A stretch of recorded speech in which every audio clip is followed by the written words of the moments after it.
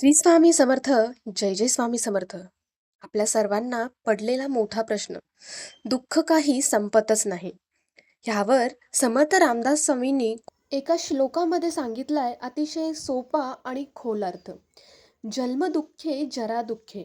माणूस जन्माला येतो तेव्हा रडतो आणि मोठा झाला की आजार, थकवा, चिंता ही सगळे दुःख येतात. सोप्या भाषेत सांगायचं झालं, जन्म म्हणजे दुःखाला सुरुवात. नित्य दुःखे पुन्हा पुन्हा म्हणजे दुःख एकदाच येत नाही, ते पुन्हा पुन्हा वेगवेगळ्या रूपात येतं.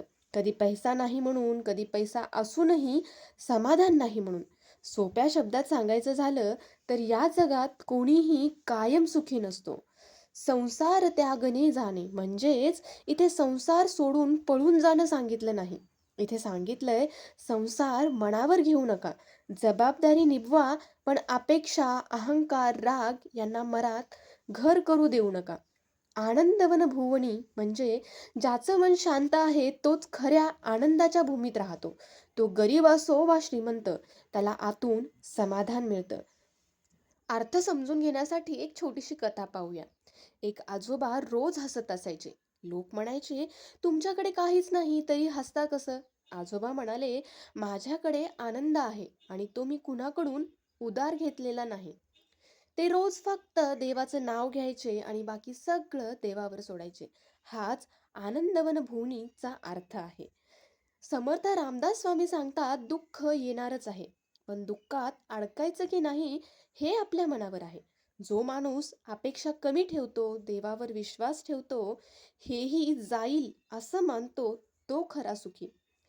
जग बदलत नाही म्हणून त्रास करून घेऊ नका. मन बदललं की आयुष्य नक्कीच बदलतं. अगदी सोप्या भाषेत सांगायचं झालं तर एक छोटा मुलगा रोज विचारायचा, आई, आनंद कुठे मिळतो? आई म्हणायची, खेळण्यात. वडील म्हणायचे, पैशात. शिक्षक म्हणाले, यशात. एक दिवस तो मंदिरात मुलगा गेला, तिथे फक्त श्लोक लिहिलेला होता, संसार त्यागने जाणे आनंदवन भूमीही. तो मुलगा शांत बसला, पहिल्यांदा काहीच न मागता.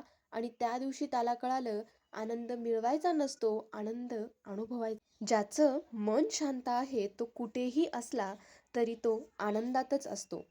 जय जय रघुवीर समर्थ. श्री स्वामी समर्थ. जय जय स्वामी समर्थ. समर्थ रामदास स्वामींचे जीवनाशी निगडीत सुंदर असे श्लोक आणि त्यांचे अर्थ जाणून घेण्यासाठी चॅनलशी जोडून राहा.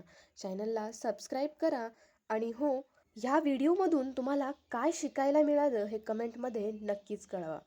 चला तर मग भेटूया समर्थ रामदास स्वामी यांच्या पुढच्या श्लोकासोबत आणि नवीन सल्ल्यासोबत. तोपर्यंत श्री स्वामी समर्थ.